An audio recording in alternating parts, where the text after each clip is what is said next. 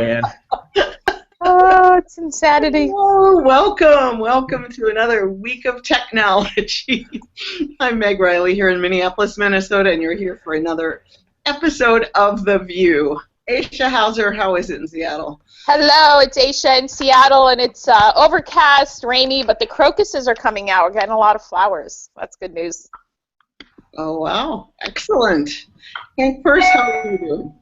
I'm doing great. I'm just hanging out here, and I won't be with you next week because we're going on the Great American Mecca of Disney, bringing the girls to Disney World. So we're preparing.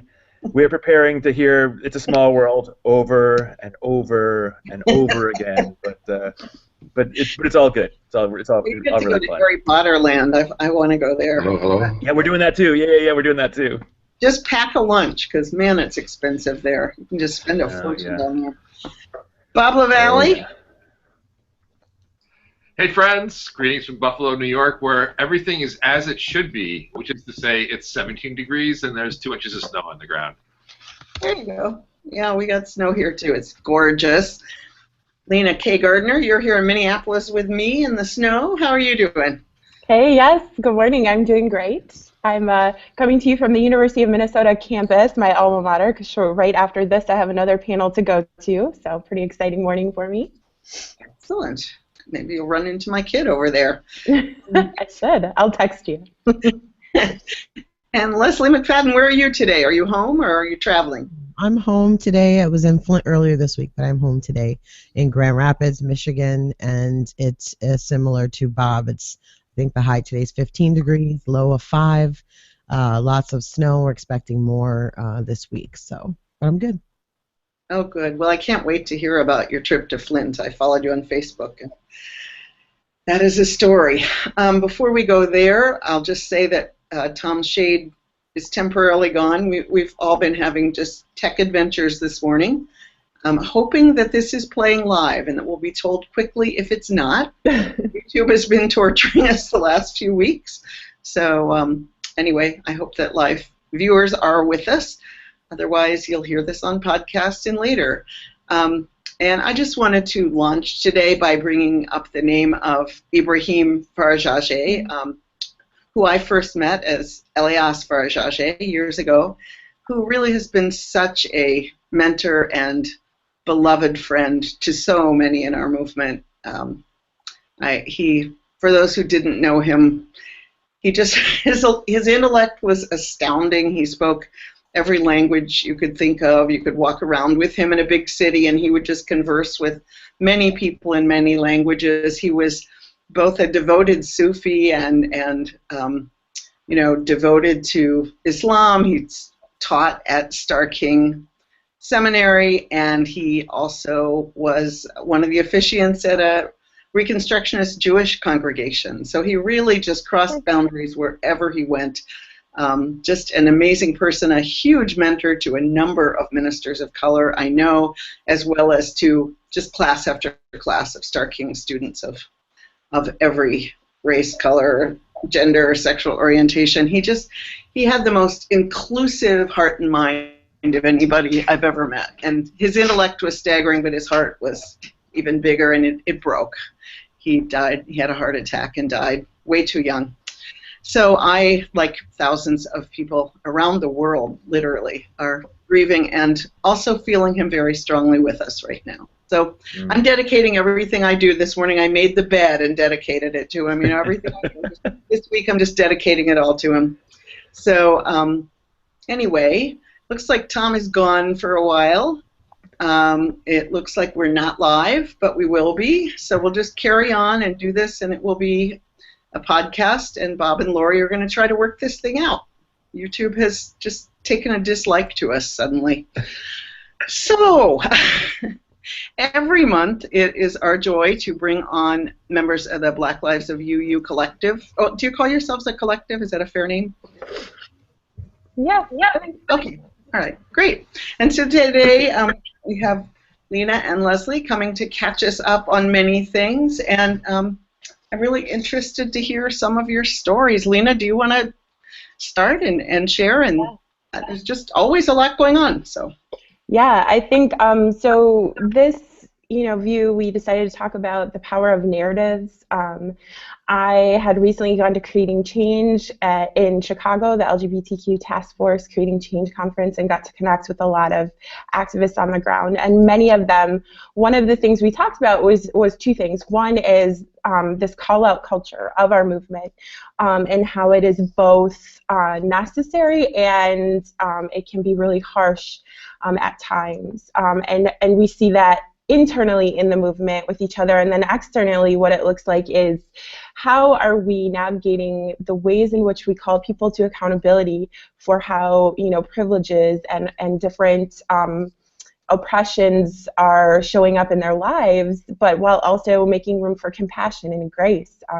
And one of the people that I really connected with, talked about how a lot of us in the movement came up through Black churches and were cast out because of their identity as LGBTQ.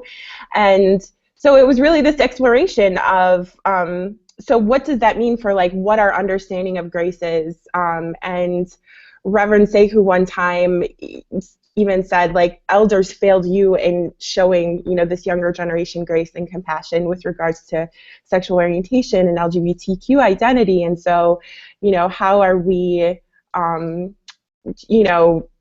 to deal with those lessons that we learned both externally and internally in the movement? And I think it's just something that I feel like I've heard echoed from white allies here too is, well, I just, my feelings get hurt a lot in this work.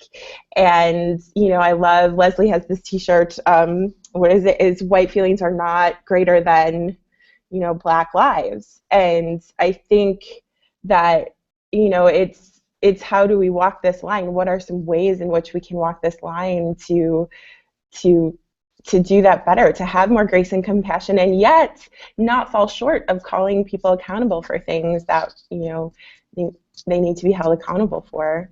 So I think, oh, go ahead. I was going to say, where have you seen that done well? Where have you seen modeling of where have I seen that done well? That has grace? It's a big question, so you might not be able to answer quickly, but I would love examples. Yeah. I have a really good example. I think it was about a month ago, VYP 100 in Chicago, out of Chicago, led by Charlene Carruthers. They had an event, and female activists brought to light that one of the male leaders of BYP that was at this event assaulted her. And it was obviously, a difficult moment for them as an organization and also as a movement, just kind of being focused, especially as BYP is on intersectional work and making sure that the spaces that are there in our movement are safe for people. And they took a really amazing restorative justice approach to what they were going to do. They suspended the leader in question. They had conversations separately with both the woman and the individual, and so their hope was to not have them confront each other, because that is not helpful either, especially in this particular situation, but to specifically work towards a solution that has the aggrieved party in mind, and that whatever solution is reached is what that individual wants.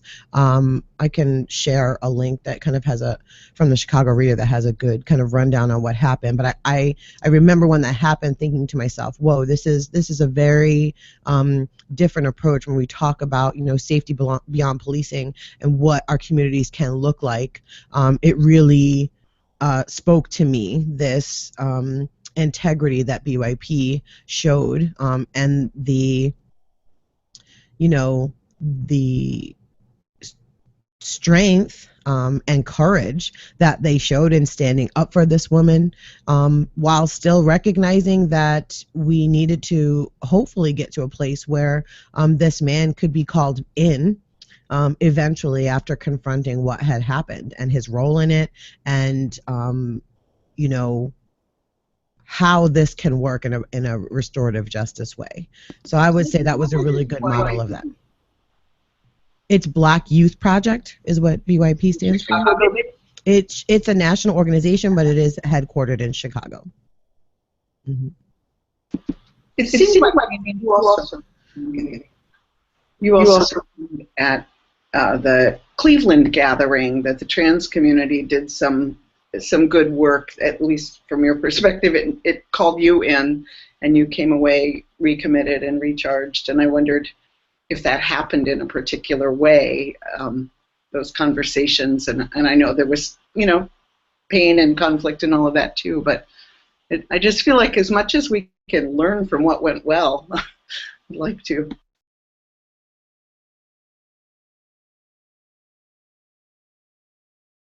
Sorry, Lena, I was trying to get back to your narrative there, so however you want to pick it up. Sorry, I didn't realize you were talking to me. I thought you were still talking to Leslie. But yes, I think I was really touched by the trans, a few trans, folks in particular, because, I think it was just reminders as they were calling, saying like, these are behaviors that cisgender people do that hurt me personally and contribute to my oppression. And I think there's this first level of like, shock that's like, oh, I didn't know that that was your reality and that I was actively contributing to it by doing this. And so that, then there's this pain and kind of shame that wells up, not kind of shame, like serious shame, that can be really paralyzing. And I think that for me, I just wept in the corner, and I knew that it was my tears to take care of, and I knew that it was my, my growth and compassion. I knew I was bringing Broken Open to more compassion.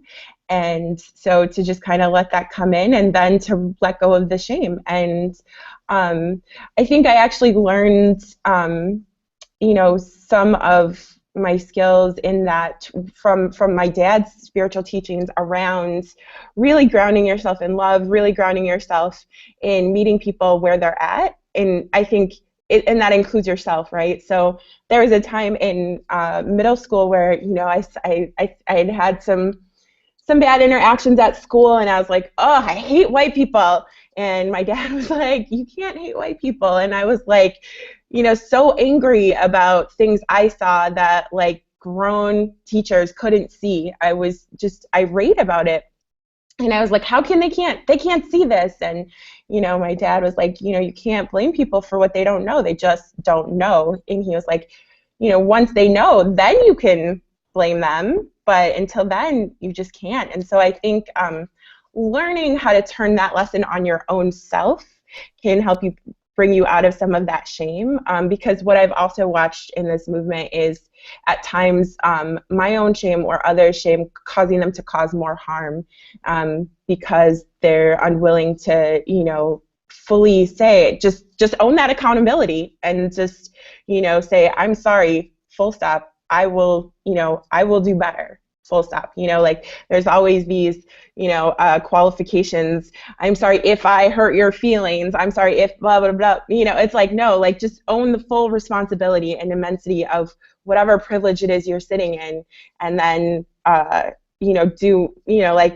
Maya Angelou says, once you know better, do better, and knowing that there is no perfection, right? Like I think that's the other piece is there's like we want to hope that there's like this end destination, this end game of, well, at some point I can just like stop thinking about all this, right? And it's really not that way. It's just this constant journey, and I think that it's hard, and I've really been searching within my own UU theological foundations for some way to really anchor myself in, this compassion and in love to be able to move out of the shame and bring, others along with me. I think about we're having some really serious discussions in Minneapolis around misogyny after the 4th Precinct occupation, and they are internal in the Black community. And I think there are some really profound things happening around that. and just watching the levels at which, Leslie said something really important, which was about listening to the people who have been victims of, whatever it is, and really holding that space for them and not tearing them down. And I think that happens. I see that paralleled in like white UU spaces sometimes of, you see it when, I don't like the tactics that you're doing, or I don't, and really, we're telling stories about victimization, systemic victimization. And so, how can we start to think about, the theological ways that would allow us to really open up that space is something I kind of sit with, the things I think about as a theology nerd. That's so wonderful. I love that that's what you're thinking about. That's so exciting. I mean, it makes me think, what kind of ritual could we do together? There's a part at the beginning of, there's that book. Oh gosh. Well, never mind. I mean, the Bible? Is it are you thinking of the Bible? Is it? How do we cleanse? The Bible. It's the Old Testament. The book. I'm seeing a parallel with, if I may jump in just a moment, with my work in the veterans community around moral injury, and there's this huge the importance of the nuance between shame and guilt. And when we talk about it in the veterans community, we talk about shame being the emotion that I'm a bad person, as opposed to guilt where it says I did a bad thing. And shame is a debilitating and a terrible place to grow from, and I don't know if it's even possible. Whereas guilt, is a great, it's frankly a great emotion, and maybe more Unitarian Universalists should experience it. So when I think that's what happens to a lot of white people when they wake up and they're like, holy cow, I'm complicit in all this, and then they get stuck in I'm a bad person, and there's no place to go from that, and it's not useful, Whereas to say like guilt, okay, I did it, now I see it, I can't unsee it, now it's time to move forward. Right. Is that a helpful analogy? No, definitely. I think it's really good, and it also goes back to the question of narrative, which is, which narrative is centered in your feelings, right? So if you're centering your own narrative, then you're going to feel shame. If you're centering the narrative of those that are aggrieved, then you're going to feel guilt. And so that's a question we're constantly having to put forth. When Lena was talking about the... That is an amazing insight. Can I just say that is a really amazing insight about who's centering the narrative. Yeah, and it's critical, like across the board. It's critical in doing this work. I have a lot of privilege that I bring to the work that I do, and I work really hard to not center myself and allow other people's narratives, those that are most closely affected by things, to be the center of the work that I do, and ensuring that that's the support I'm providing. But there's certainly moments, when Lena talked about the trans community at the convening, having the space that they asked for, and organizers were happy to give it to them to kind of discuss the ways in which the space that was created there, as great as it wasn't great for them. And as an organizer of the convening, it's very easy to slip into a narrative that was like, wow, we did so much work. Wow, you don't know what happened behind the scenes and why it ended up the way that it did. But in the end, we have to cut that off because it's not about me in that moment. I wasn't aggrieved. I wasn't hurt. I wasn't feeling unwelcome in the space. And so that is a great lesson for people to understand that it's a humbling experience, and it happens to us all the time. And I don't know if being Black equips us maybe a little bit more for the humbling, but I know that it's something that we definitely have to consistently confront. And I think that for white folks, it's often a very uncomfortable and unusual feeling to be in a humble place in that regard when, your intentions are one way and the outcome is another. And we talk all the time about that, about, outcome always outweighing intent, which I think is real difficult for UUs to get, because we tend to be intellectual, and intent is so important, and there's a lot of focus on that. So yeah, but I do think that your analogy is a really good one, Bob. This is, I'm just listening to both of you and saying, this is spiritual maturity. This is what we all aspire to. And, Yeah, I just I think of one of my teachers who said if you hit someone else's car and then stopped and said to them, but I didn't mean to, then they wouldn't say, oh, well, drive away and let's not call the insurance company then. I mean, of course you didn't mean to, but yeah, it's so easy.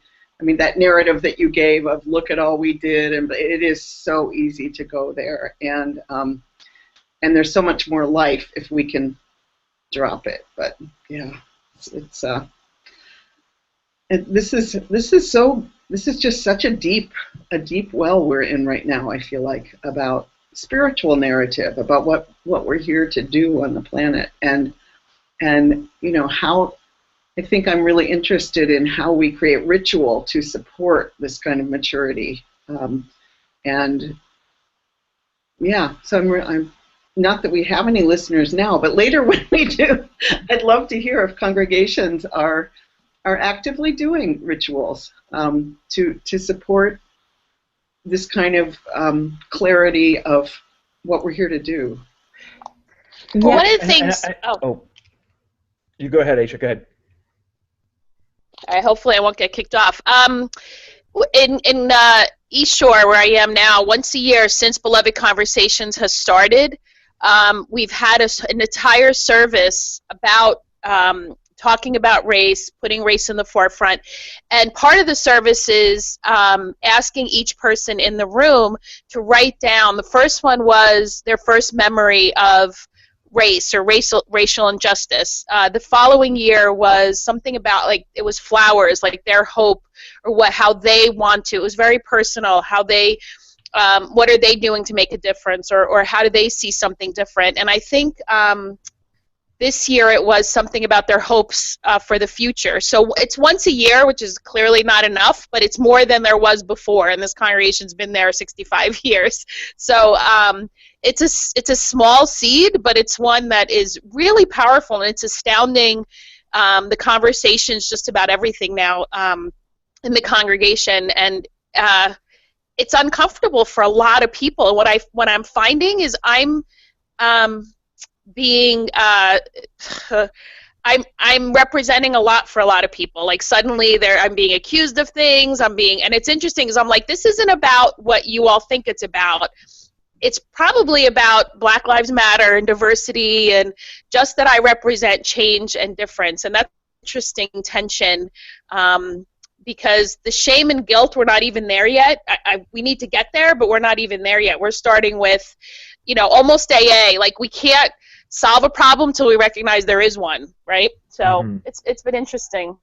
That's interesting, Aisha. I actually went to an event here in Grand Rapids soon after we moved here, and it was like, racism in Grand Rapids, and it was like, I don't know, it was a bunch of stuff that was wrong with it, but they did this similar exercise, kind of like, what was your first memory of racial injustice, or when you became aware of race? And it was really interesting to hear, especially the white people in the room, because each of their stories was really about their feelings.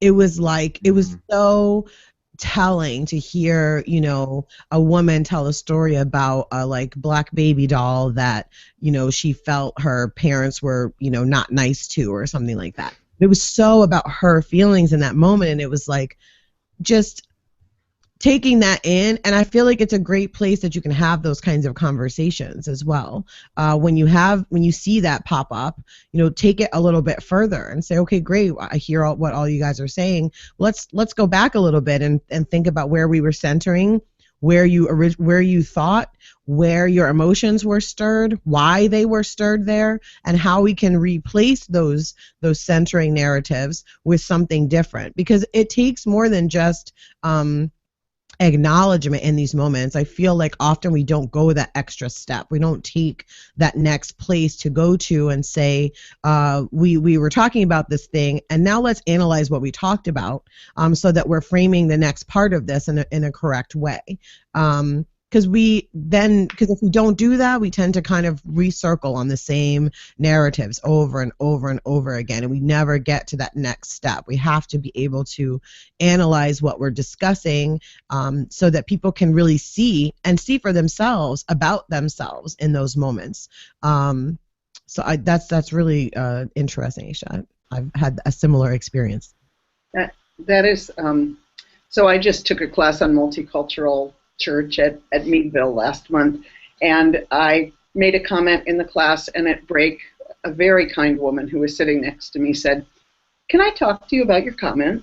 And I said, "Sure." And she said, "Don't just say sure, because I'm going to tell you something you might not want to hear." And I said, "No, I genuinely do." And she walked me through. She was like, "You said this, and I was so excited, and then you recentered whiteness." And I was like, "Oh my God, I did." You know, and it was kind of like, thank you for being so kind and showing me that, because it's so the air I breathe. You know, if you ask white people, which nobody asked me for a really long time, when did you recognize that you were white and behaved like a white person culturally?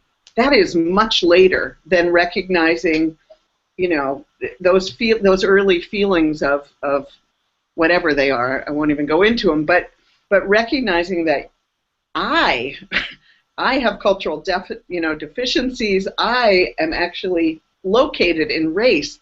That is a very different question to ask white people. And for many white people, I mean, this is what the teacher said, and it doesn't happen till adulthood.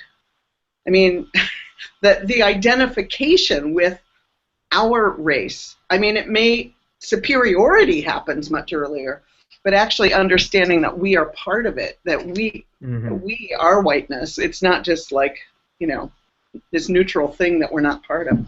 So it's some work. So Lena, you were telling beautiful stories. Was there anything else that you're ruminating about right now? Because I feel like I'm sitting getting teachings. Oh no, see, I just recentered whiteness. That's exactly what I did. That is exactly what I did in that class. I said, "Oh, please go on, because I need it." You know.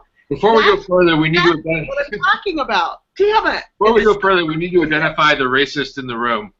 Now we know. Damn it! I'm still white. Can we create a ritual for Meg? Is it possible? I need rituals. Anyway, Lena, you were sharing. Well, I think I'm actually just going to say that this piece about ritual and like how, like, do people already have rituals that we do, or can we create, you know, UU rituals? I think it's a really, you know, timely question to ask in this time of Lent, in this time of, you know, yeah, I was just talking with a fellow, you know, faith leader, Reverend Ashley Harness from Lindell, UCC, and you know, one of the things she talked about was getting ready to preach on on repentance, and I thought, wow, like we really don't have any sort of vehicle or ritual about repentance, and therefore we don't have any redemption, really, you know, and so it's really thinking about that, and I just found this morning this, it looks like a, you know, actually Reverend Sean Dennison shared it, that it's, you know, this 40, you know, they're doing 40 days of repentance for racial justice, and really just starting to look at that and thinking like, okay, where are areas of privilege or areas where I can try to start to do this, you know, for the next how many ever days I want to. 40 seems like a long time, but you know, maybe it's necessary. And I also live with a housemate who comes from the Jewish tradition, and I remember the first time she handed me a letter, and she was saying, well, it's, you know, it was around Rosh Hashanah, and she was like, is that the one where the atonement, No. anyways, yeah, and so she gave me this letter, and it was just like really touching, and she like apologized, and I was like, dude, what is this? What are you doing? And but in the end, we had some really powerful discussions about our friendship, and it brought us much closer together. And so I do think that it will be important for UUs, and maybe that is, you know, one of the things that, you know, we start to think about as we do this racial justice work is repentance and redemption, and sort of how we can make that more of an ongoing part of this work that we do, because I think it's really necessary, and I think it can be really powerful for all of us. And I think that one of the things for back first say thank you, Lena. That's great. And I think one of the other things that we need to remember too is that in the season of Lent, it ends with Easter. So there's this transformation that occurs, a sort of this new life. And I think that's one of the things we also need to remind folks of as well, is that we're not just doing this to make everyone else feel good. This is about our coming into a new world, and I try not to make it seem like centered on me or on whiteness, but like on and everyone going through this process. The whole congregation can come and be sort of transformed through this process, and that our movement, our larger culture, can be that there is a reward at the end of this. Wanting to use sort of Christian language of that, that we're going to go and be transformed into a new life, and that, but we have to get to this difficult time. And let me also remind you too that it's 40 days, and you can't count Sundays. That's the other thing about Lent. I didn't know you didn't count Sundays. Interesting.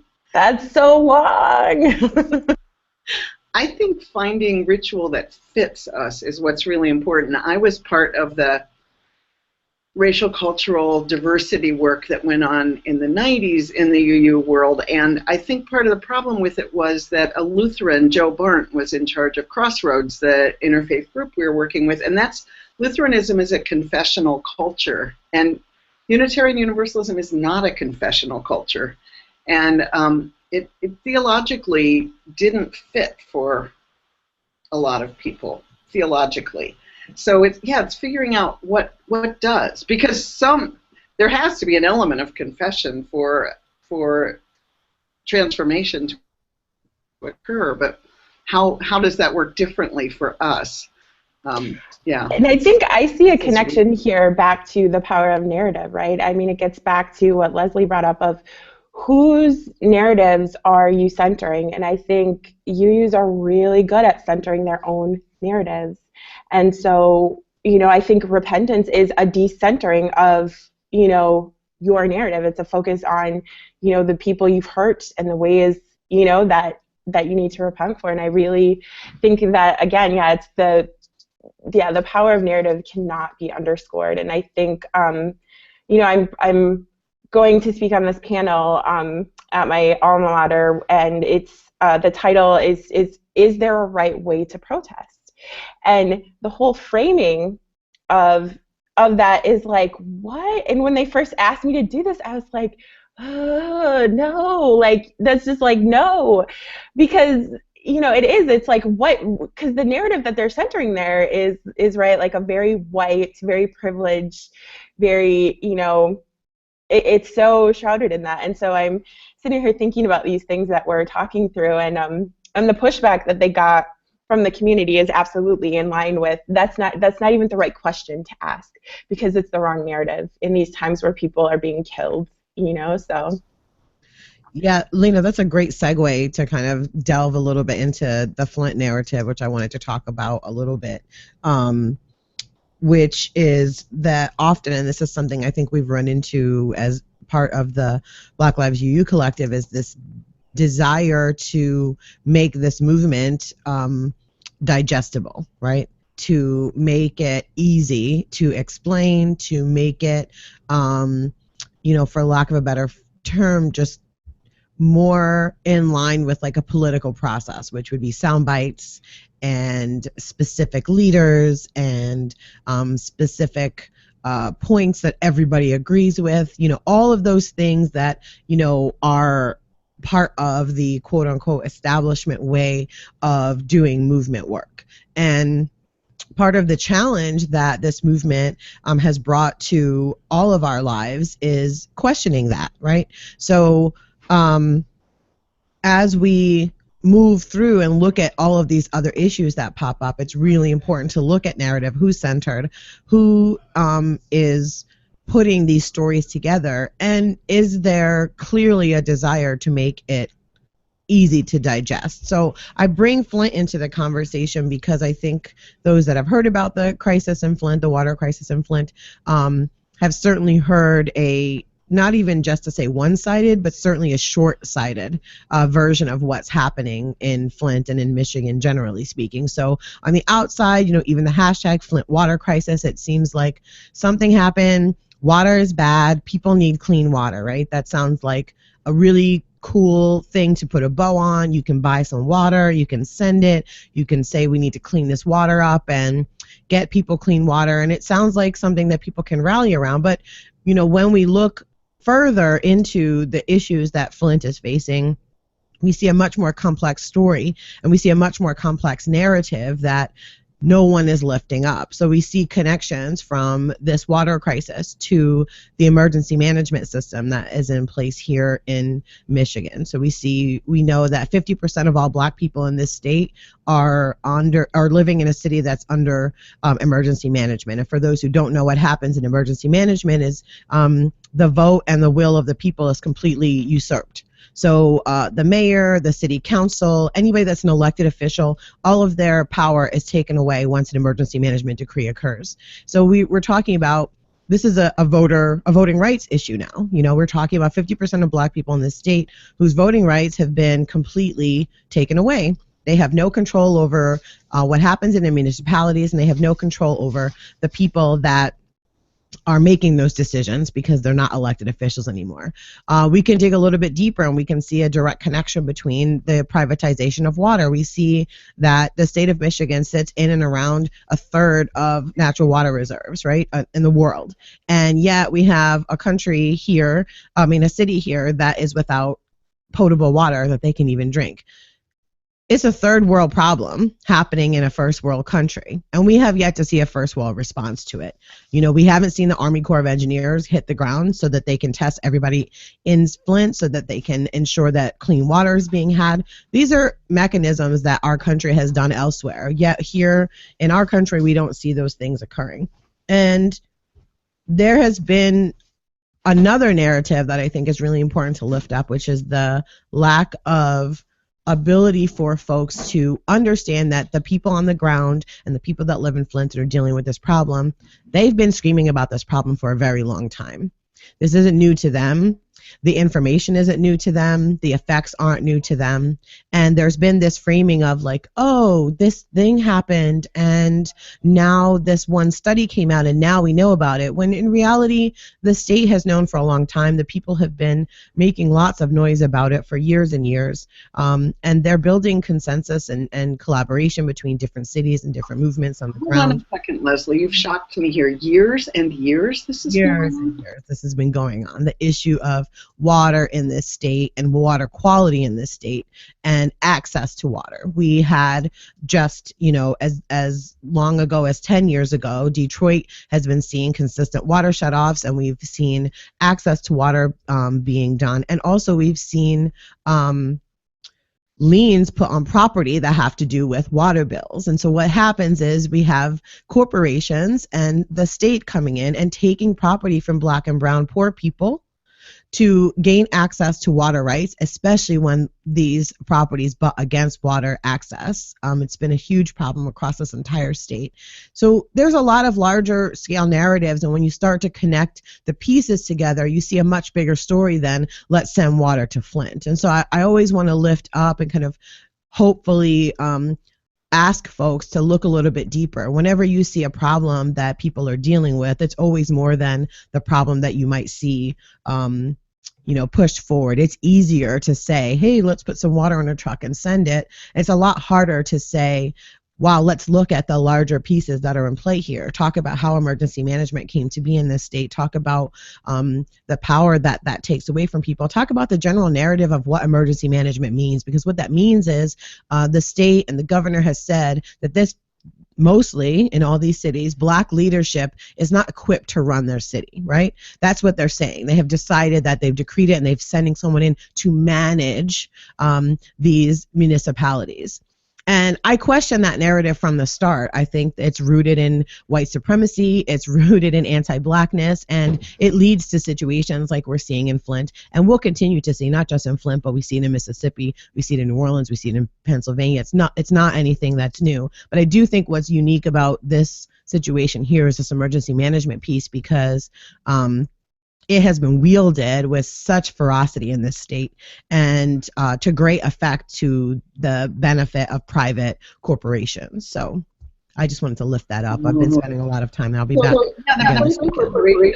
I'm really about. Yeah, so one corporation I would definitely lift up for people to look into is Viola Water, and they are a private water company that has spent untold money and effort and pressure to privatize water systems across the globe, not just here. They're actually a French company, and they are at the heart of a lot of these decision-making processes that we see in the state of Michigan, gaining access to these fresh water reserves that I mentioned earlier. And they're, behind the scenes, of all of this takeover of water, how it works for them. And I don't want to say that, I'm not a conspiracy theorist. I really am not. But I will say this. I will say that if I went into my work in Flint thinking that this was a mistake and an unintentional one, perhaps, the lack of response to the crisis has shown me that that's definitely not the case, and that this was absolutely intentional, and that a decision was made by many people that the people and the children of Flint, Michigan don't matter. They were a calculated casualty, and they were an okay one to let go. And we've seen that in the state many places. We've seen it with the education system in Detroit. Well, we can't do anything about it. Let's just write it off. This idea of letting pieces of Black and brown communities go because they're not worth saving. And it's always a question of cost over justice. Always. It always comes back to that. And I don't think that narrative, the cost over justice in the Flint story, is being told nearly enough.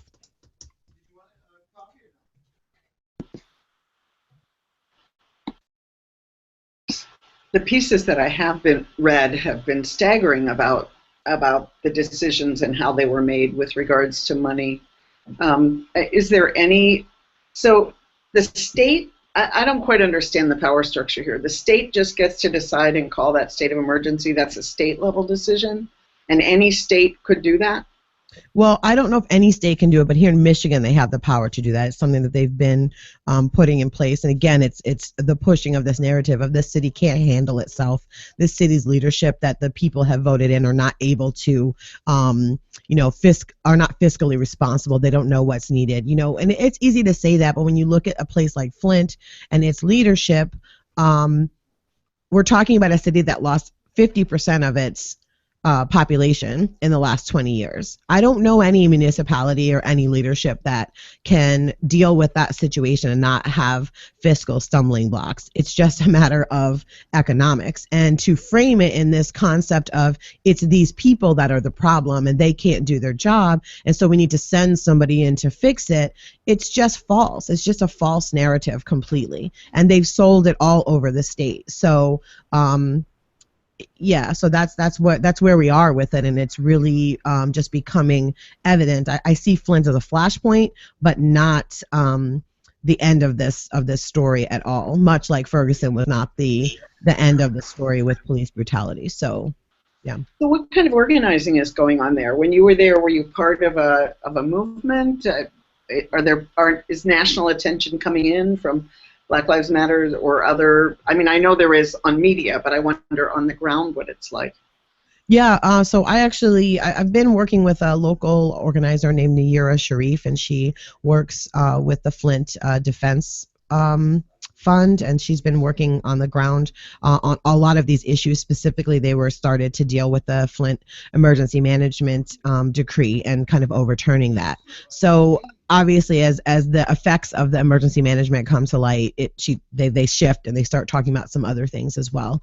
And so I've been working directly with her. She's an amazing organizer, but she's really taxed. And so recently they've started putting together kind of a steering team, and I was lucky enough, I kind of called a meeting of all of them on Tuesday and invited in some national folks to just sit at a table for about 5 hours and just kind of really just like tell us what's going on, tell us what their efforts are, talk about the different things that are happening to them, and and not come up with solutions, because certainly we don't have any, as national folks don't have solutions. You know, one of the big things in this organizing is that really the communities we go into, they really do have the answers to their problems. They always do. Like I've never encountered a community that hasn't fully been equipped and ready and able to answer the problems that they have. They need resources, they need support, they don't need answers. And so that was really the goal of the conversation, to give us some framework and see some places where those of us outside of Flint can plug in and support them in ways that they need. Some resource-wise, some amplification-wise, some other ways as well, organization-wise.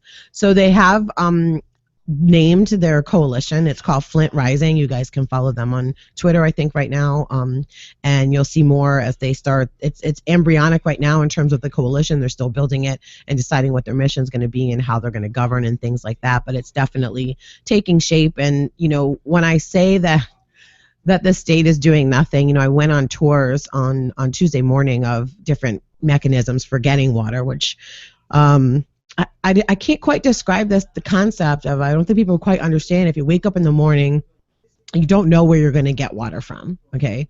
There's no central place that is logging this information.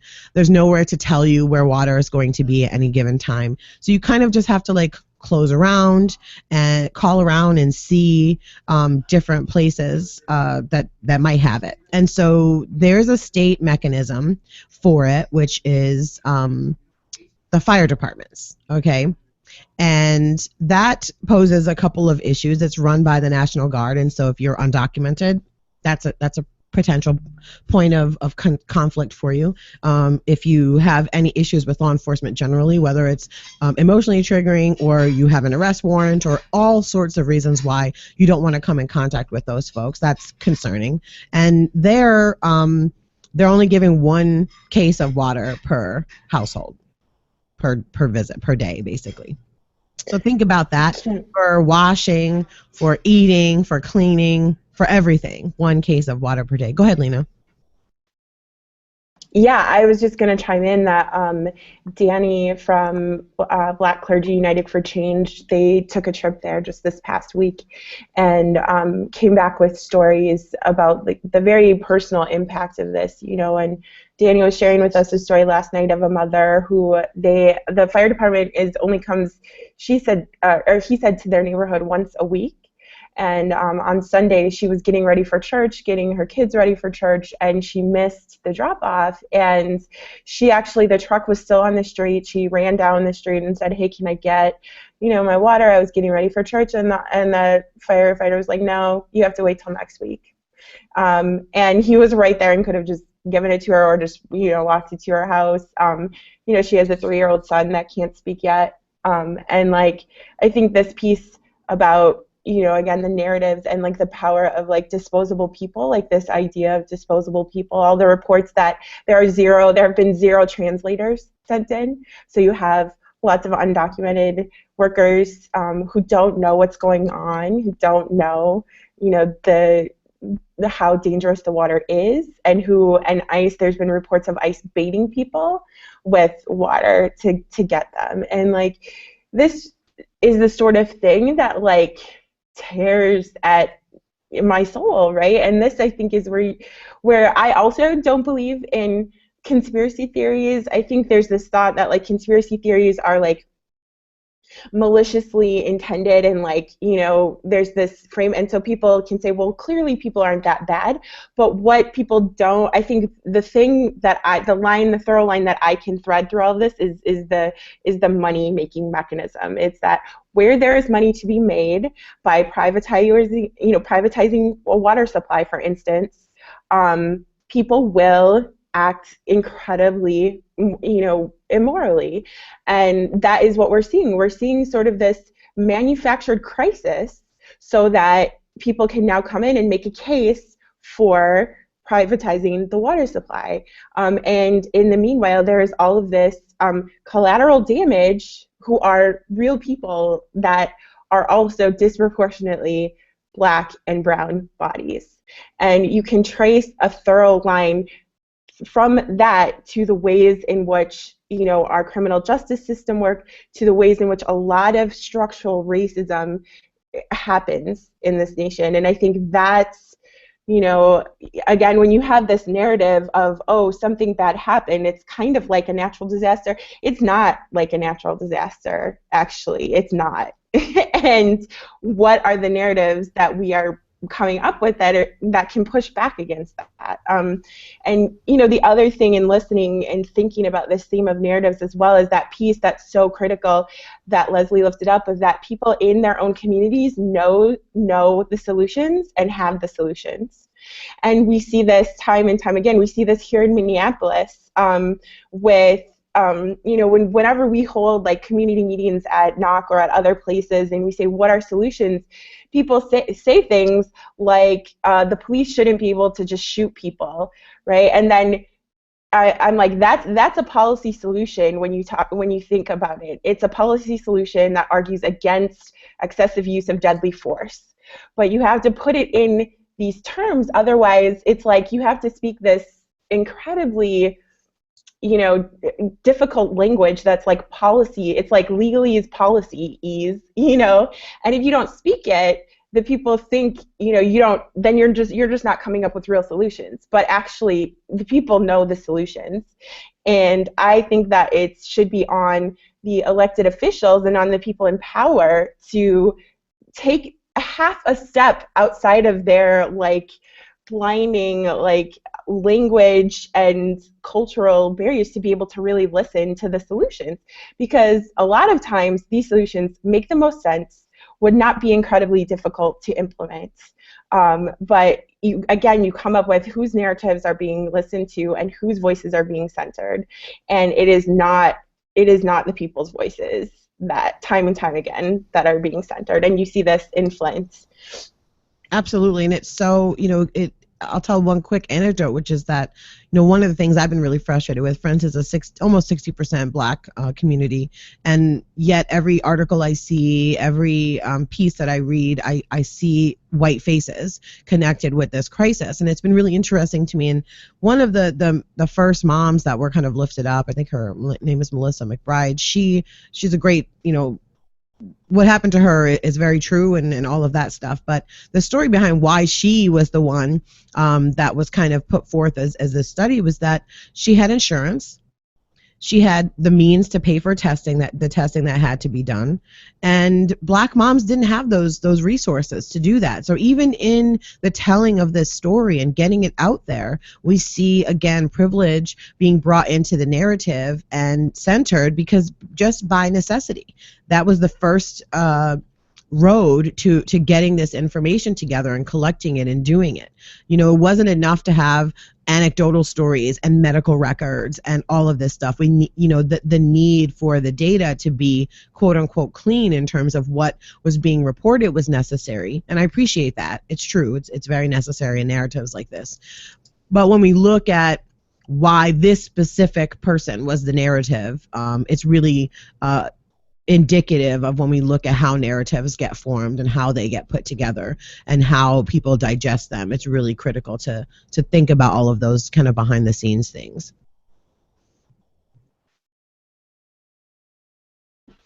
It's been amazing for me to watch all that's been going on in Flint, and just, you know, and people being handed out bottles of water, and I just think of like all the other times and all the other ways I use water every day. You know, it's a city of 100,000 people, and you know, when we had some plumbing problems on our street, and they ran like above ground hoses, and I understand it's winter and there might be an issue, but like handing out bottles of water, like, you know, isn't going to cut it. Never mind like the other environmental problems with that, you know, but it's just, I mean, there's just all those things. I just see, you know, those truckloads of people doing it, and I just, my mind sort of explodes, kind of going like, I can't believe that we're still doing this. This is it, you know. Heartbreaking. Yes. And it's been the people that have been doing that. I mean, I gave this narrative of the fire department with one case, and we contrast that with next place we went to was a church that's giving out water. They're giving 6 cases per address. She's like, the woman running it said to me, I don't even care if it's a correct address. They just give me any address. If you have an address, you get 6 cases. If 2 of you have 2 addresses, then you're going to get 12. And they're providing things like, you know, nursery water, because you can't make formula with spring water. You have to have distilled or nursery water to do that. So these are small things that you don't think about, because public assistance and WIC have determined that ready-made formula is it's too expensive for moms to have. You know, they don't get that. They get powdered formula. And you would think that a state mechanism would say if you have a Flint zip code, you can now get ready-made formula. But no, they're requiring each mom to go to the agency to request to add ready-made water onto their system. And so these are the things that lead me to understand that this is a deliberate problem, and that these people have been designated as disposable, because these are easy solutions that the people, as I said, this is not my brilliance, it's their brilliance. I talked to them. We just wish that they would say, if you have a Flint zip code, that you automatically, when they swipe your card at the grocery store, you can get ready-made formula. Seems like a pretty simple solution for a pretty significant problem for the youngest and most vulnerable members of this community, and yet hasn't been done. So I love that you convened a national group to make something like that into a campaign today. You know, I mean, I picture the resources you brought into the room, and it's phenomenal. I guess any sense that I had that I might be too paranoid kind of fell apart with Katrina. I mean, that just was like, okay, no paranoia I could have made this up, because it's No, and Katrina's a great example of how, when we look to the future of these crises and who's benefiting, who isn't, what recovery means in these areas. We see this happening in Detroit already. I guarantee you we will see this happening in Flint. It will be a means to gentrification and water privatization that excludes Black and brown and poor white people. And we see this time and time and time again. Right. Is the VUU church doing anything in Flint? Talk to them at all? No.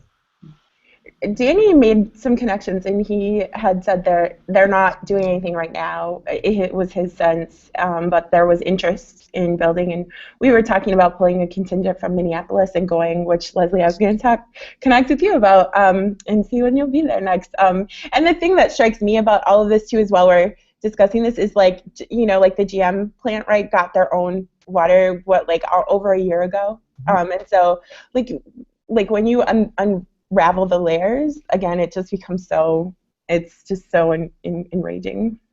And the part that's really heartbreaking is the intent is to make money. People are no longer at the center of any of these decisions. And intent isn't going to save us in the end, and I think that's the part that's so really, it's dystopia. Like I put on Facebook, it feels like we're living in a dystopian novel. We're living the Hunger Games. We're living almost the Handmaid's Tale when you look at all the women's rights, just to throw that in. But the intent is to make money and to make sure corporations are taken care of. So really, the intent is being carried out. We need to put people, brown, Black, poor people, at the center of the intent. Amen. Thank you so much for this week, Leslie and Lena. We'll see you again on St. Patrick's Day, I think.